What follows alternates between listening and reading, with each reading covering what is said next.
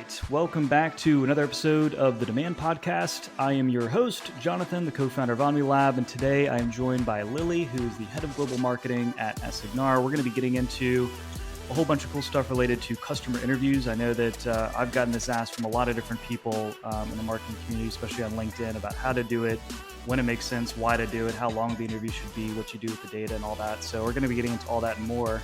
But welcome to the show, Lilly. Thanks. Great to be here.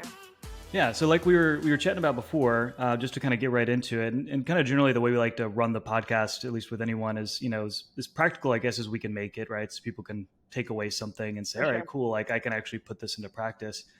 But I know that you've been doing some customer interviews lately, which is great, and one thing that we all should be doing more of. And I think that we clearly know that one of the most important things in marketing is understanding your customer. I think we would all agree with that. The better we understand our customer, the better our messaging, content, everything that we do downstream is going to be a lot better. So clearly it's very important. But I think maybe in your words, like, why is customer interviews important? Like, why should we be doing it? What's the purpose of doing it? Sure, definitely. Yeah, I'll actually start with a little bit of an anecdote looking back in previous roles. Yeah. I feel like there's it's too easy to kind of slip into this talking to yourself about what you do. If you think about how many meetings you typically hold internally with cross-functional teams to try and make sure alignment is a thing and you're moving towards the same goals and objectives. But all that time spent meeting with your sales and CS and product counterparts should probably find a better balance in meeting with your customers and prospects and people who are actually interested in your product ultimately, right? And I found that looking back, kind of once I removed myself from the bubble of one of the previous companies I worked for, all the marketing, while tactically was great, it was definitely us speaking to us, right? Like we started to say the things and use the jargon of like marketing jargon and product jargon and sales jargon that we used internally so often.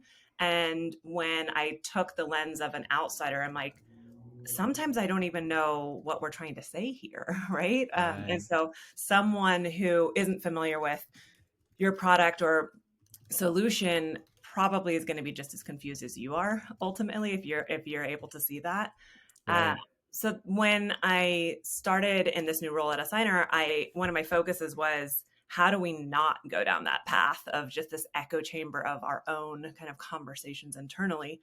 And one of the, easiest ways to approach that is having conversations with your customers, right? Even prospects who are willing to, on the marketing and product side in particular. Sales and CS often have that kind of customer facing touch points built into what they do, but it's more of an effort on the marketing and product side in some regards. And both can fall flat without that customer facing interaction. It's same sort of thing, right? Imagine trying to build a product without talking to the people who are going to use it eventually, right? Honestly, you would think that from my standpoint, it's always interesting because you think before you even started to write the first line of code for the product, you would think that you would already spent a whole bunch of time talking to customers, which is how you discovered that there was a problem. Right. So therefore, you should have that understanding already. I know that's a pipe dream. That doesn't happen with so many different companies where that knowledge is there, or potentially it's just not disseminated down, which is another issue too, that maybe some of the founders and CEO, they understand it really well. They just haven't done a good job at communicating it. Right. Yep. And I would say kind of as a follow-up to that, one of the things that's important to us internally is that on the marketing side, we're keeping pulse check, obviously, with our product team and watching demo recordings so we can see secondhand what the conversations were had with our sales team and the prospects, pain points, the way that value was articulated and that sort of thing. But then that kind of flipped to, we definitely have to have that face-to-face with our customers. I'm a firm believer that customers sell better than anyone at your company could, right? Because they're ultimately the end users who are talking to how they use the product and how they found value in it, and why they needed something like that and how it's changed the way that they operate, right? Yep, I completely agree. No, I think that's true. And that's why, again, like even sometimes that's why customer testimonials and getting your customers on video, talking about their story and what they went through are sometimes actually a lot more powerful than the case study itself. So everyone's got a case study with some text, why not turn that text into a short video and then Right. distribute that out? So Yeah. got it. Exactly. Okay, that makes sense. Well, so in terms of like how things have been going thus far, so I've been doing a whole bunch of customer interviews, et cetera. Any kind of learnings thus far? How have you been approaching it? Like, what's the process to setting up a really good customer interview? That's a great question. I mean, definitely we work on the marketing side closely with our CS counterparts to make sure that we were building out. Matrix isn't the best way to describe it. Probably the closest fit of like a matrix of within our verticals and segments and what we would consider kind of our target or our Mm-hmm. ICP target audience, who are good fits both. So we get a good kind of flow of geographic, vertical, and size. Mm-hmm. And then from there, we look to start scheduling the interviews. It's also sorry, one piece I missed was the kind of persona type or the individual within the company, right? Yep. That could be anywhere from a senior executive to down to we're software for construction, so a field worker, right, or the actual end user with Mm. different variables in between. And I think the trickiest thing is it's on the customer's time, right? So with our audience being kind of time poor, that's the hardest thing to do is lock in the time for it. But once Yeah. those are scheduled, we have a pretty broad template, or at least like a set of prompts, questions that Mm-hmm. we kind of approach things with. And we've started to refine that. We started with things that were kind of much more marketing focused in terms of what types of channels do you use, what to find Mm-hmm. to find how did you know that you have the pain point, and how did you look to solve for that? If Mm-hmm. it's search, like what specifically were you were searching for? And we found we were getting really short direct answers on certain things and not getting kind of the full picture of what our ultimate goal was, which was to Mm. just understand the customer better, right? And Right. the general pain points. So when we stepped back and started to refine those questions to be more generally who you are, what you do, how do you operate in your daily life, what are your kind of interests and values, and then start to shift that into their working world, we found that we were starting to get a lot better of a picture of who these Mm. individuals were. Mm. And I think one thing you and I, Jonathan, had talked about Yeah. previously is how in our consumer lives and in our professional lives, we research and consume and look to purchases in very much the same way, right? Mm-hmm. So I think that's exactly like it lends itself to that the sweet spot that we've found in interviews and talking to the individual and their behaviors versus the kind of Mm. more granular marketing piece. Yeah, I like that. All right. So just to recap that, so identify the ICP clearly. I think that Yep. obviously makes sense. Why would we want to, clearly interview anyone outside of that? Makes Yeah. sense. Important. And then two, persona. So I want to actually drill into this one too, because you said you're not only interviewing some of the senior executives, which it sounds like some of the decision makers in the Right. process for you all, but Yeah. also the end users as well. So do those have completely different tracks in terms of the types of questions you're asking? Not completely different types of tracks. I mean, I think we end up getting slightly different information out because they're thinking about it with a different frame of mind, right? Yeah. But I would say where we get in decision makers oftentimes more high level, what the problem set is and what they're trying to do in broad terms for their business versus Mm-hmm. end user kind of in the tool, you're getting more granular, tactical kind of responses to certain Right. things. Yeah, agreed. And I think the point that you mentioned about end users is so important too, because what I see a lot of times is that you'll go in, and of course, I'm always speaking from an ads perspective for just our Sure. focus. But Yeah. I think one of the things that we see all the time is you'll go into, for example, a LinkedIn ads account, and the targeting is all focused on decision makers, and you don't get any really Right. focus on end users a lot of times. Right. But it's the end users that actually are feeling the pain, and those are the folks that are actually a lot of times that are going to be recommending the solution up to their senior executives. And Totally. it's not to say Yeah. that you should ignore the quote unquote decision makers. It just means that the end users are a critical aspect of that in terms of getting exposure to your tool, because those are the people that day in, day out are like, oh my God, whatever the pain is, XYZ, it's killing me. Yeah. We need to make a change, right? So Right. I think it's great that you're doing both of them, because then that allows you, I assume, to then take some of these questions and the messaging from it and then create ads and or content, either Sure. one, both, that's a Yeah. lot more relevant to each group so you can target them Right. better. Yeah, definitely. It Yeah. definitely what it does exactly that. It helps inform both messaging kind of on both ends of the spectrum, and then also how we should kind of tactically execute that. I like that. I like that. And I'd love to see, maybe it's something, if the template would be something that you think is open to share. I'd love to take a look at it and see what that looks like. But For sure. in terms of like the length of the interview and how many questions, just to get into some like very practical things, like how Okay. long do you typically keep the interviews, and Yep. how many questions are being asked over the course of that time? Yeah, I would say we start off with the goal of setting like 30 to 45-minute meeting, depending on who we're talking to, right? On the Yep. decision maker side, typically more time poor. So not trying to steal too much of their time and make it be Sure. something much more approachable for them. Yep. And uh, it's also a little bit dependent on the individual that you end up talking to in terms of just their style and Mm-hmm. how concise they are with what they're sharing, how engaging the conversation is as a whole. That Mm-hmm. kind of dictates where the call will ultimately end. Mm-hmm. And we start with we have, I think, a list of like, it's probably 10 to 12 prompts long, Mm-hmm. and we typically end up with about using about, I would say, 6 of them, with Yeah.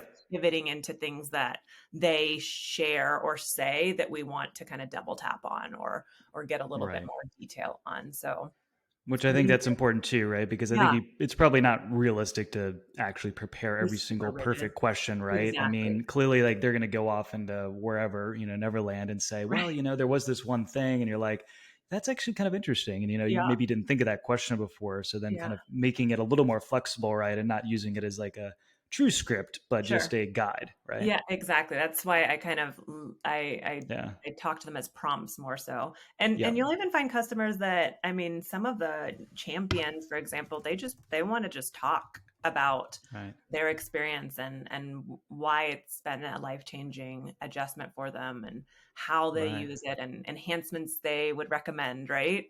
Um, Right. so sometimes it's pulling folks back to the meat of the questions too.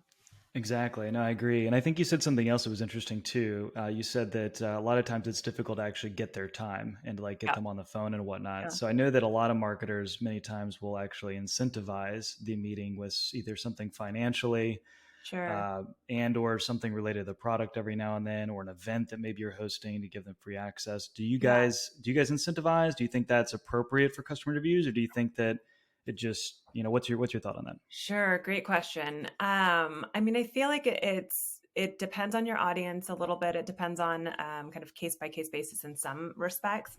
My views are, I don't love it when supporting marketing efforts is billed as a kind of chore or Mm-hmm. an additional ask, especially when if we're kind of going back to even selling into the customer, for example. Sometimes Right.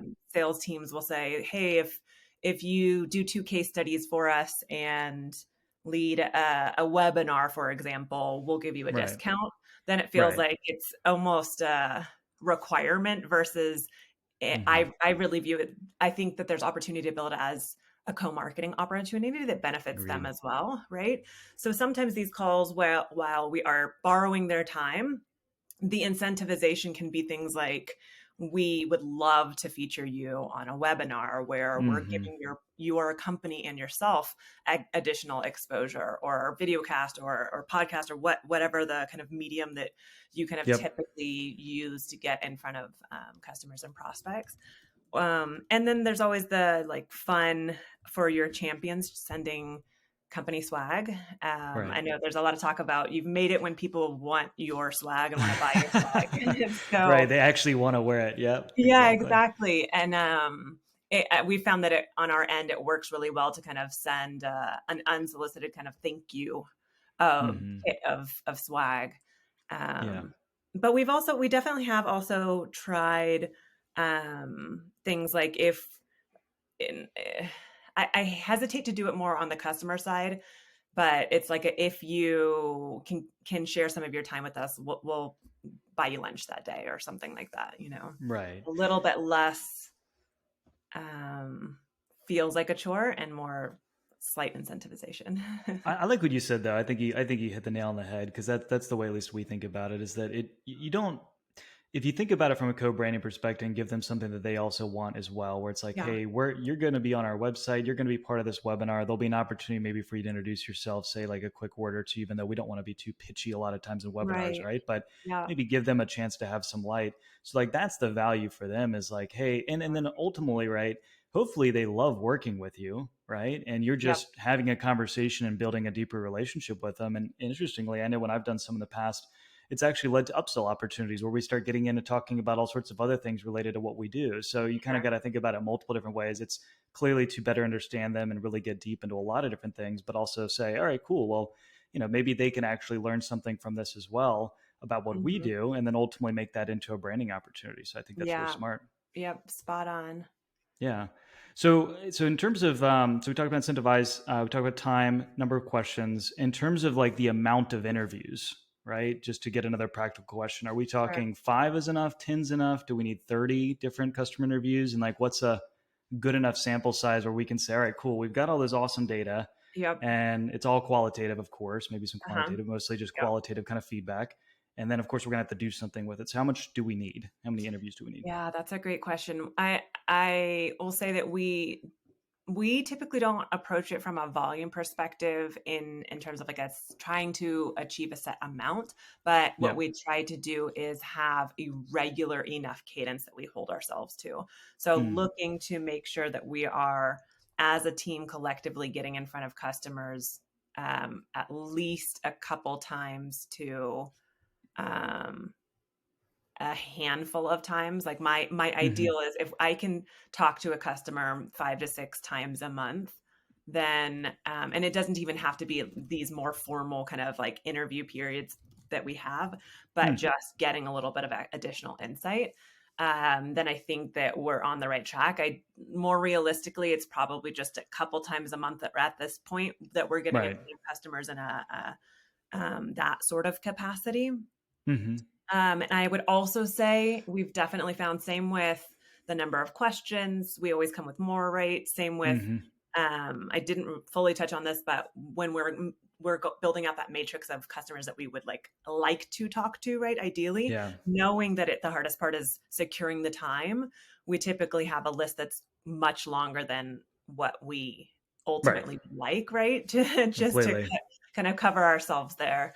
And so it's the same sort of thing. We set a little bit of a higher bar for what our ideal is, and then the reality is we still get them in, just Yeah. building to the ideal. Honestly, that's been my difficulty with this podcast, is I think it's gotten a little bit better in terms of like theme, but I write this massive list of like questions in terms of an Sure. outline. There's like all Yeah. these things I'm so curious about. I would love to go over here. So for me, my challenge is saying, all right, no, we've got to stay kind of generally on track. Like Oh, people are kind of totally. listening to this episode for the specific thing. So Yeah. I mean, It's it's the same hard. thing It's with hard. it is. It's hard. It's tough. Yeah, Um, so that's what I would say is we shoot for half a dozen, and the great thing about doing it as a team or setting mhm. it as a goal for your team is that you can kind of block and tackle those pieces together, right? Yeah. Um, if a handful of you are focused, kind of double down on certain things that particular month, let other team members pick up the slack. It doesn't have to be the full team on the call, right? Once Right. we're all across what we're trying to accomplish and what the goal is and how to kind of navigate these conversations, we can get good information regardless of Yeah. who's leading.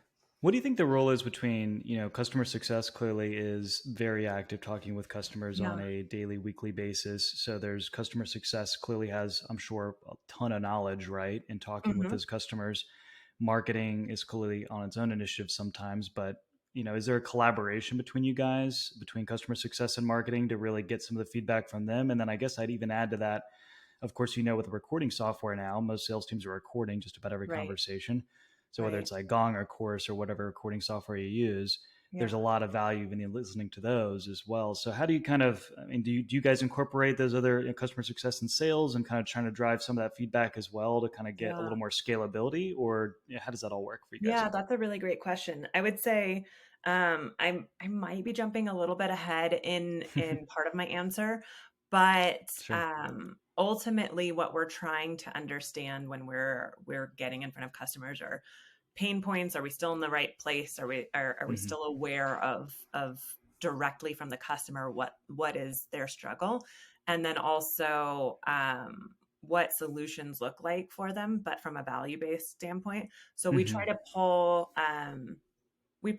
themes and start to bucket what we're seeing.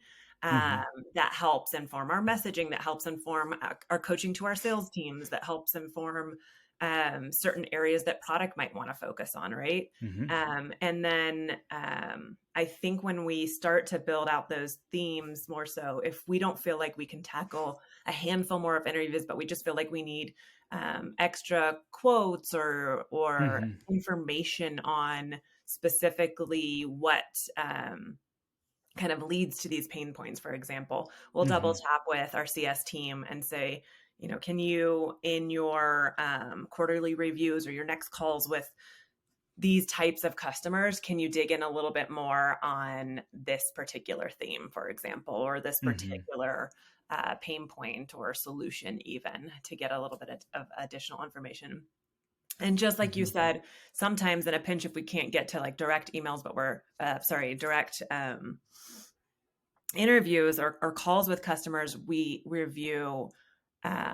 definitely review recorded demos from the sales perspective Yeah. to kind of level out on that. I think I know I'm rambling a little bit, but I think what's important on just that triangulation between departments is that we all come to the customer facing piece from a little bit different of an angle and a Yep. lens, right?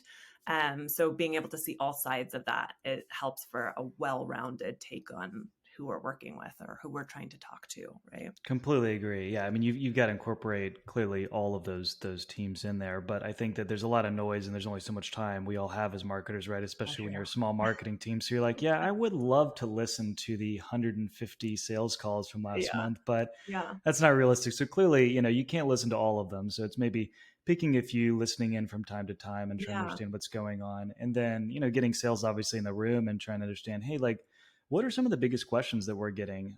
Right. I think a great, learning that I know that I did even when I was in sales was we'd sit down and we would talk about, hey, these are like the top questions we're getting all the time in these Mm-hmm. initial discovery calls.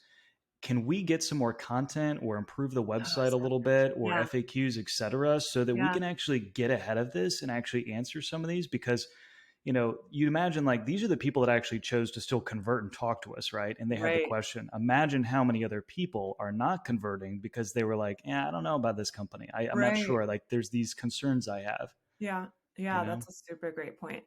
And I would say too, one of the great things about the recording technologies out there these days are that you can sometimes start to pinpoint themes and aha moments Exactly. and stuff like that a little bit more easily. So Yeah, you can pick up like, hey, which competitors come up the most frequently? yeah, Should we create a competitor page for this? Like, should we think about how we message a little bit differently? When the rep says, hey, like, what is it about that competitor that really interests you? You can start to gain insight from your competitors, so you don't have to go right, out and grab a third party agency to do competitor research. A lot of times right, that research is right in the hands of your sales reps, assuming they're asking the right questions, of course. right. Yeah, So cool. I think I have, so as we kind of try to wrap up here, I think the big thing then is, and I think we've kind of been talking about this, maybe just to get into a little bit deeper and then we can kind of sign off. But in terms of, so we've done all these, a dozen, say, interviews, and to your point, this isn't something you just do once a year. This should be something you're kind of doing ongoing. definitely. But, obviously within the time that you have, we should be talking to other teams as well in terms of customer success and sales, listening to recording calls. So all that makes sense. But now that we've got all this information, how do we make it actionable? Like, what are you guys after you guys? And I don't know if you've completed yet, the Mhm. interview process, but Yeah. after you collect all the data, then what are we going to do with it? Are we going to make content out of it, or change messaging, or what changes? What are the actionable things that we can do with that? Yeah, that's a great question. It's a little bit all of the above, and definitely. mentioned pulling kind of themes out, making sure that we're kind of still in the right direction in terms of just how we talk to ourselves, both from a hero value perspective. What is your software or solution ultimately enabling for your customers? All the way down to granularly, are we talking about features and functionality in some respect, right? As you move through the funnel, perhaps definitely helps inform conversations and discovery calls with your sales teams, the ability to kind of just refine the way that you approach value selling or trying to get to that pain point and how to frame the value ultimately. And then also from a content perspective, it's both from a kind of like a thematic campaign perspective to an actual just more like tactically content. You mentioned filling in content gaps of perhaps you have been missing this one piece of the conversation and how you talk to who you are, what you do, that with that addition is going to change the game for you. Sometimes they're incremental, right? Sometimes they're larger, more aha moments for sure. Oh, completely. But I mean, like that conversation is so critical, right? Because if you don't ask and you don't know, because ultimately like the best content, and I think that this is maybe getting into a little bit of a sidebar, but not too much of a stretch. But there's so much content out there that I think really ultimately, I mean, it's been like top of funnel content, just to be a little more specific, that is still so wrapped around the company's products. There's just so much still kind of pitching within the content itself. And that's the content that it ultimately doesn't do very well. The content that does really well is like, I have a question, I'm trying to be better at X thing, or I have X problem, right? Help me better understand that. If we can identify, and literally that's it. I mean, honestly, we do this with some customers, or we're not a positioning messaging agency, but honestly, I would literally create those 3 headers. And through my interviews, then I would go through and I'd say, all right, boom, these are the questions they have. And honestly, that would probably guide a lot of my content strategy. And I'd say, cool, like, let's go make content and answer these questions. And if it's a practical guide or a template or something, and maybe we don't even gate it, we just leave it ungated, let them consume it, let them get into it. Like, let's create that content, because then they're going to remember us. And then ultimately, once they start engaging with it and they click through, if it's an ad or if it's organic, whatever way the traffic's going to get to the website, then we can actually start retargeting them with other things that are a little more related to our product. So it 100%. Might be customer testimonials, product marketing, and all sorts of stuff. You know the game. Yeah, no, that's exactly it. You mentioned templates, and that's something that we've been digging in a lot on is trying to provide value for prospective customers even before they're customers, right? Exactly. Ways to get them to go to you as a resource for both what's happening within your industry and tools that help them improve the way that they do what they do, that ultimately make you invaluable. And even a partner before you're kind of partnering as actual customer tool people, right? Totally, 100%. Customer tool people. That's the guy. I would probably end it right there. I like that. Well, cool. This has been great. I enjoyed it. I think a lot of people will get some value out of it. I think the one thing I'll have to follow up with you on is I'd love to see some of the specific questions. I think that we should do a post on that or something like that on LinkedIn, because I think that, again, like everything, everyone wants, how do I actually do it? What do I do? What do I actually ask? And again, like some of that's going to change, right? Like your questions are something's going to be a little bit more specific potentially to, the angle that you guys are trying to take. But either way, I think there could be some good value there. Yeah, happy to. Cool. Well, thanks again. And we'll have to get you next time. Sounds good, Jonathan. Appreciate it. All right. See ya.